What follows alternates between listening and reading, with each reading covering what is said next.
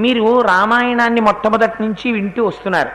ఎక్కడైనా హనుమ ఎవరితోనన్నా యుద్ధం చేసి ఎవరినైనా చంపినట్టు వాల్మీకి మహర్షి ఇప్పటి వరకు రామాయణంలో ఎక్కడైనా చెప్పారా?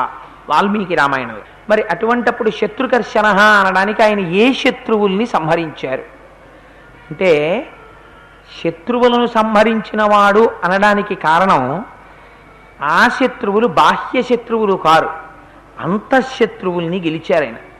ఎవరా అంతఃశత్రువులు? అందుచేతనే యోగి పుంగవుడై సాధకుడిగా మాత్రమే ఉన్నారు హనుమ.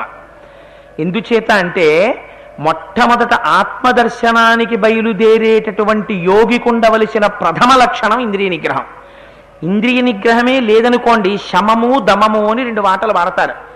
శమము దమము అంటే బాహ్యేంద్రియముల యందు నిగ్రహం ఉండాలి, అంతరింద్రియముల యందు నిగ్రహం ఉండాలి. ఈ రెండూ నిగ్రహించగలిగినటువంటి వాడు ఎవరుంటాడో వాడు మాత్రమే పరబ్రహ్మమును గురించి ఆలోచిస్తూనైనా కూర్చోగలడు, ధ్యానం చెయ్యగలడు.